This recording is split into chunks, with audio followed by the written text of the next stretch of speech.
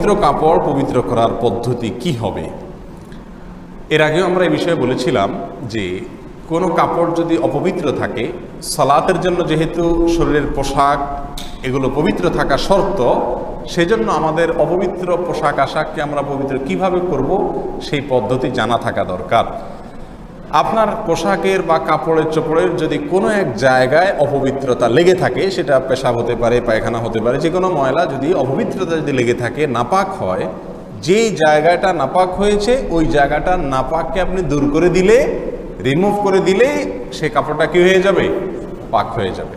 কথার কথা, কাপড়ে কোনো এক জায়গায় পেশাব লেগেছে, তাহলে যে জায়গাটা পেশাব লেগেছে ওই জায়গাটা যদি আপনি পানি ধুয়ে হালকা ডোলে আপনি ওইটাকে পরিষ্কার করতে পারেন, এবং নাপাকের কোনো আলামত যদি আর না থাকে, নাপাকের আলামত যেমন ওই নাপাক বস্তুটার গন্ধ অথবা তার বর্ণ কালার এর কোনোটাই যদি না থাকে, কোনো আলামতই আর যদি না থাকে, তাহলে সেটা কি হয়ে যাবে? ইনশাআল্লাহ পাক হয়ে যাবে। এটা হলো মূল কথা। এরপরে আসি, এই কাপড় চোপড়গুলো আমরা যে পদ্ধতিতে সচরাচর পাক করে থাকি তার কয়েকটা পদ্ধতি আছে। এক, পুকুরে অথবা টেপে অথবা প্রবহমান কোনো পানিতে যদি আপনি নাপাক কাপড় ধোন, তাহলে তার পদ্ধতি কি হবে? এর পদ্ধতি হবে এই, যদি পুকুর হয়, অনেক বড় পুকুর অথবা নদীর ধার অথবা ট্যাপ, তাহলে সেক্ষেত্রে আপনি সেখানে কাপড়কে ধরে যদি একটু ডলেন, হালকা একটু কসলাইলেই সাধারণত নর্মাল নাপাকগুলো কি হয়ে যায়? দূর হয়ে যায়। বাস, এর মাধ্যমে আপনার কাপড় পাক হয়ে যাবে। আর যদি বালতি ইত্যাদিতে আপনি রেখে কাপড় ধোন, তাহলে সেক্ষেত্রে আপনাকে এক্সট্রা সতর্কতা অবলম্বন করতে হবে। বেশিরভাগ বাসা বাড়িতে আজকাল মা বোনরা হয় বালতিতে রেখে কাপড় চোপড় ভিজান, সেখানে ধোন, অথবা ওয়াশিং মেশিন ইত্যাদি ইউজ করেন। তো বালতিতে যদি আপনি অপবিত্র কাপড় ধোন, তাহলে খেয়াল করতে হবে বালতিতে যদি পানি দেন, এরপর যদি কাপড় চুবান সে পানিতে, অথবা কাপড় রেখে তারপরে পানি দেন, তাহলে কিন্তু অল্প পানিতে নাপাক কাপড় এর নাপাক লাগার কারণে সে পানিগুলোও, বালতির পানিগুলোও কি হয়ে যাবে? নাপাক যদি হয়ে যায়, তাহলে ওই বালতির থেকে যদি আপনি কাপড়কে উঠান আর 10-12 চিপ দেন, তাহলে কোনো অবস্থাতে সে কাপড় কি হবে না? পাক হবে না। কারণ বালতিতে আপনি কাপড় রেখেছেন, সেখানে অল্প পানিতে নাপাক লেগেছে, ওই পানিটাও কি হয়ে গেছে?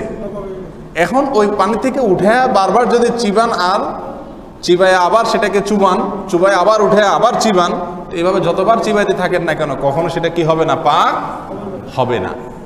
আপনি বালতিতে রেখেছেন পাউডার ইত্যাদি দিয়া, ঠিক আছে, সেখান থেকে ময়লা দূর হলো, এরপরে আপনাকে আলাদা ট্যাপের পানিতে ধরে সেটাকে কি করতে হবে?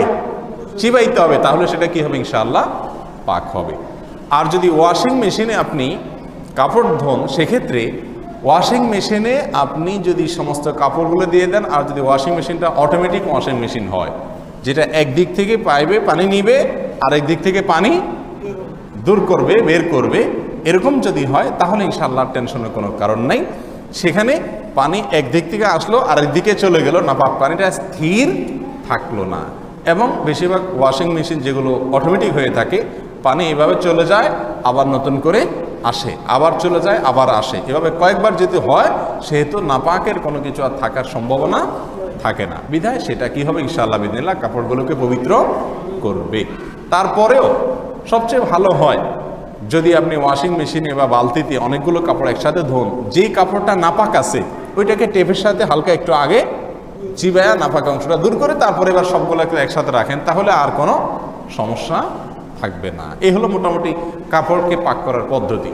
কিছু ভুল ধারণা আমাদের সমাজে প্রচলিত আছে। অনেকে মনে করেন কাপড় ধোয়ার শুরুতে যদি বিসমিল্লাহ না বলা হয়, তাহলে কাপড় কি হয় না? পাক হয় না। এটার কোনো ভিত্তি নাই।